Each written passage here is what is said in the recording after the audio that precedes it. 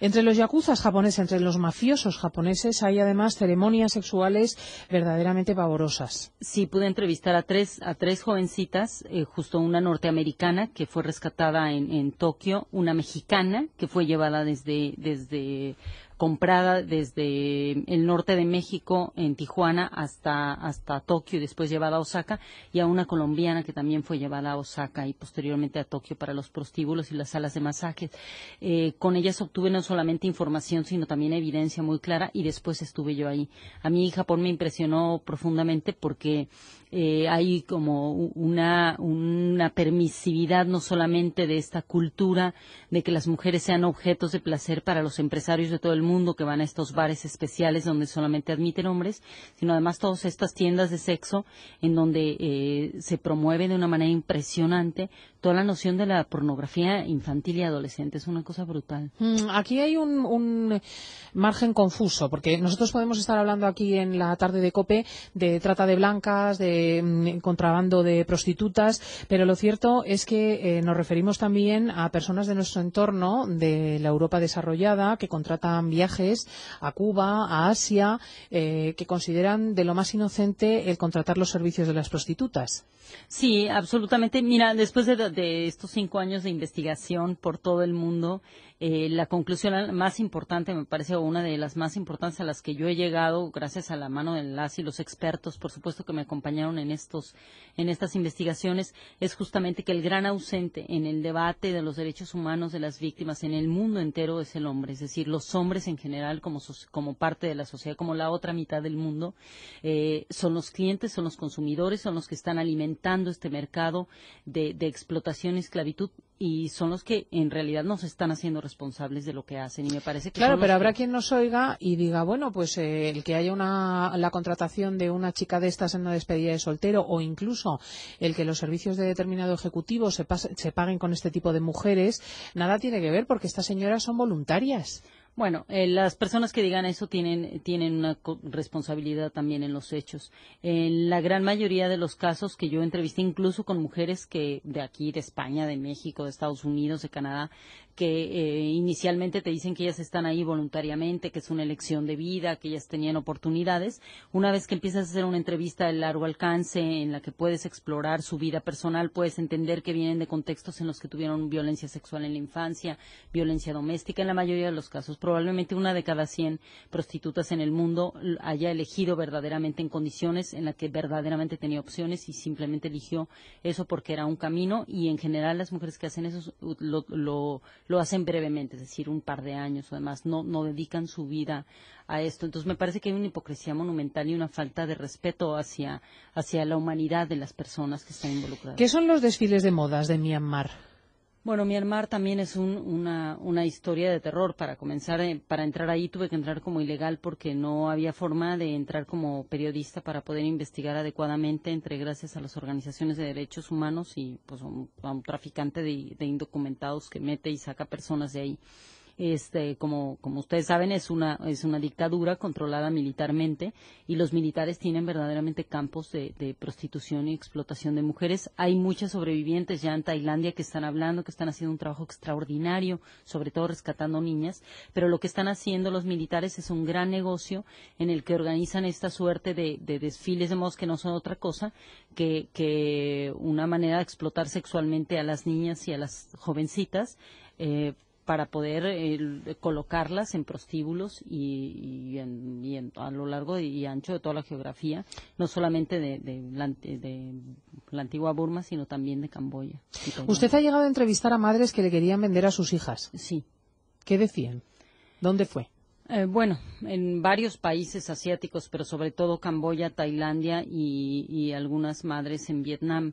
En realidad son como discursos distintos. En algunos casos son mujeres que tienen varios hijos en condiciones de una pobreza extrema impresionante, que realmente fueron madres sin la menor voluntad ni el conocimiento siquiera de lo que implicaba la maternidad, y que en un momento determinado encuentran que las personas que venimos de países occidentales somos capaces de ser buenas madres o tenemos los recursos, y ese era el argumento, decirme, yo sé que usted va a ser una buena madre. Lo impresionante ahí no fue solamente que me ofrecieran en venta a las niñas, sino que además te daban ya el recurso una vez que platicabas con ellas ampliamente, para encontrarte con un alemán, en un caso, en otro con un holandés y en otro con unos coreanos que me iban a proveer de todos los documentos aparentemente oficiales de adopción. Evidentemente son redes también de tratantes establecidas. Paralelas. En un casino camboyano ha visto que se efectuaba la compraventa de niñas menores de 10 años. Bueno, esto fue brutal. Hay una organización impresionante que es un trabajo maravilloso. Es una organización cristiana que se llama Hagar en Camboya y está en varios lugares de Asia Pacífico.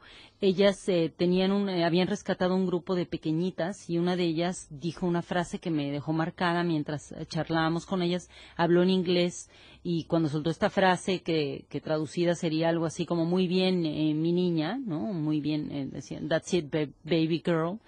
Bueno, salí de la entrevista y tal, cuando fui hacia el casino, en donde ya estaba investigando, encontré estas limusinas que tienen además descaradamente el letrero en rosa y con una florecita que dice Baby Girl Limo Services, servicios con niñas pequeñas, ¿no?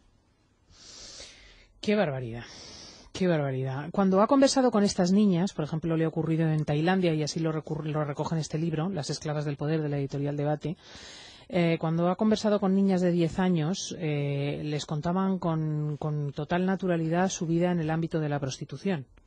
Claro, lo que pasa, justamente de lo que estamos hablando desde un principio, es de la generación de una cultura en la que las mujeres son objetos y en la que las mujeres son vendidas y compradas. Un general del ejército mexicano retirado, a quien entrevisté antes de salir de viaje, justamente en la segunda vuelta, digamos, me dijo que para vender un cargamento de armas simplemente se necesita un vendedor y un comprador. Para comprar y vender niñas o mujeres, lo que se necesita es convencer a la víctima de que su vida no vale absolutamente nada para nadie más que para su comprador y su vendedor. Y eso es lo que se está haciendo alrededor del mundo, es convencer a las mujeres de que no tienen derecho ni en sus países ni en otros, y que el único camino posible es convertirse en prostituta y vender el cuerpo. Más allá de moralizar sobre este hecho, me parece que es una manera de arrebatar a las mujeres el derecho a su propia sexualidad, a su vida erótica y a su libertad en términos generales. En México, su tierra, donde ha nacido usted, también ocurre esto. Por supuesto, en México tenemos un problema muy serio. Además, hay entidades enteras en las que hay una cultura en México le llaman los padrotes, o los proxenetas, los explotadores o tratantes. En Tlaxcala, una comunidad entera donde están entrenando a los jovencitos y a hombres adultos a encontrar mujeres y con maneras y técnicas muy establecidas como escuela, para captarlas y venderlas dentro del país y fuera del país para explotarlas sexualmente. Documento los datos de un investigador maravilloso que hizo este trabajo en México, y luego fui a Tlaxcala a ver cómo funciona y es verdaderamente impresionante.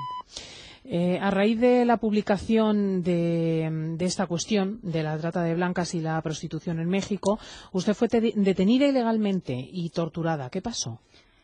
Bueno, yo publiqué en el 2005 un libro después de haber descubierto a una red de explotación sexual infantil en Cancún, que estaba produciendo pornografía infantil en Cancún, México, donde yo vivo. Desde que empecé a investigar a esta red de la que habían escapado algunas niñas que me dijeron la historia, recibí amenazas de muerte. Publiqué el libro en 2005, seguí recibiendo amenazas de muerte, y en el libro digo los nombres de los empresarios, políticos, senadores y por supuesto millonarios involucrados, y uno de ellos, Kamel Nassif, de origen libanés, le pidió al gobernador del estado de Puebla que le prestara unos policías para torturarme y llevarme a la cárcel. La finalidad era que yo dijera que el contenido de mi libro era falso y pidiera perdón. Lo que hice fue irme a juicio con ellos. Gané después de un año el juicio y ahora estamos llevándolos a la Corte Interamericana. Y la secuestraron y la maltrataron. Así es. Sí, luego pudimos obtener unas llamadas telefónicas que había grabado la esposa de uno de los mafiosos, que demostraban cómo habían planeado violarme dentro de la cárcel. Me llevaron a la cárcel, compraron a una cárcel suya, a una cárcel mexicana. Una cárcel mexicana oficial. Incluso hay una de estas llamadas impresionantes en las que el mafioso le está dando órdenes al director al agente de la dirección de la cárcel para violarme, y otra en la que está diciéndole que si la juez me da orden de formal prisión, la va a mandar a Las Vegas como premio.